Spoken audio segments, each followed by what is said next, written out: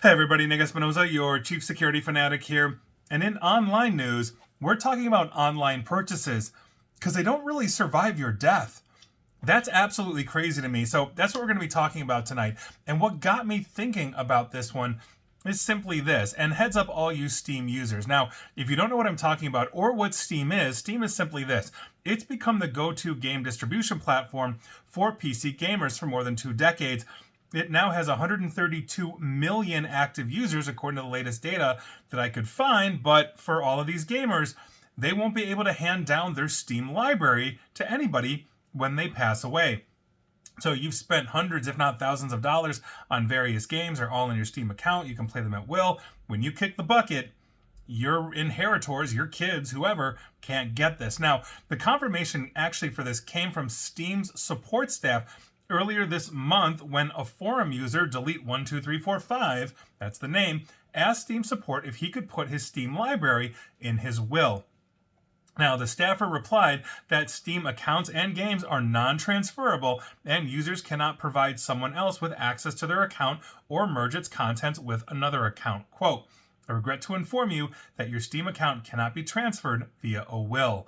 That is according to Steam support themselves. Now, to be fair, Valve, the owners of Steam, recently announced a feature that is not quite out yet that basically allows Steam users to share games with friends and family. Now, they're calling this Steam Families. It's currently in the testing phase and only available on beta clients, but that may alleviate the situation. That said, things are technically non-transferable, and this opens up the greater issue. Steam isn't the only place where we buy online content. Amazon, Apple iTunes, and others are all in this boat. Now, we've seen essentially how digital content is essentially revoked from us. You may buy a book for your Kindle, for example, on Amazon, and if they lose a licensing deal or can't come to an agreement with the publisher, they will simply reach into your Kindle and remove the book. Now, you can't do that with actual media, and that's where the law comes in, because in their traditional form, print media format, music and books are protected by what's called the first sale doctrine. When essentially an owner passes away, his or her children or their inheritors can inherit that content. The children, etc., can then sell that, give away that, basically discard that content. That's the first sale doctrine. So, the publisher of that content cannot interfere with either the inheritance or the children's ultimate disposal. So in other words, I walk into a bookstore, I buy a book, I buy a record, a CD, a Blu-ray, whatever I buy. It's not like Amazon is knocking on my door after I physically bought the book and saying, well, we lost rights to the publisher, please give me the book back. That doesn't happen. And so the purchase of digital media, on the other hand, is universally governed by what is known as an EULA, or End User License Agreement.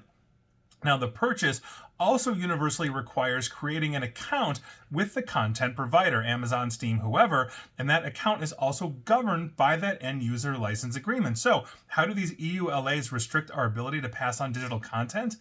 Our children can simply take control, or rather, I should ask the question, can our children simply take control of these accounts, thus, basically getting access to this content? If they're discovered, what happens? That's a question that, quite frankly, the law really hasn't answered. On top of it, does the first sale doctrine apply to digital content, thus allowing us to pass on our digital content? Think Kindle, think iTunes, think Steam to our inheritors.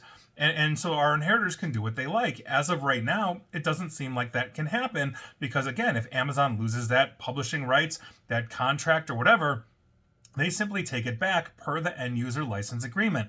Now, the last question in terms of first sale doctrine actually has already been settled.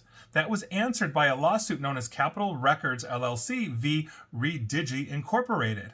And so, no, the first sale doctrine does not apply to digital media. It only applies to material objects, meaning that physical book you own, that physical record or CD or whatever it is.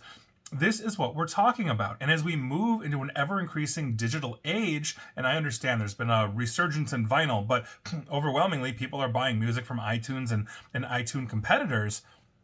This is a very serious issue because you are investing literally hundreds, thousands, tens of thousands, if you're into something, into essentially a platform that, quite frankly, has no real tangible value except the enjoyment you have right now. You can't give that away to your kids. You pass on and you want to give it to your spouse, your kids, great Aunt Edna, if she's still alive, whoever it is. This is what we're talking about. And so I think this needs to change because, quite frankly, if we don't have ownership and agency over what we have purchased, then what's the point of purchasing it in the first place?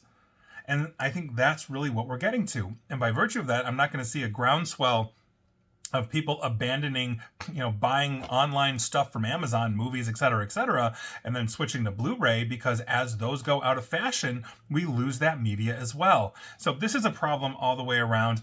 I'd be curious to hear your thoughts on this, but if you're a Steam user, Amazon, Apple, any one of these places where you're buying content, heads up to you, when you kick it, your kids won't with whatever you bought. And please like, share, follow me here on Facebook and Twitter at NickAESP. And please feel free to subscribe to me at YouTube as well. And as always, stay safe, stay online, and please attempt to stay private. Thanks, everybody.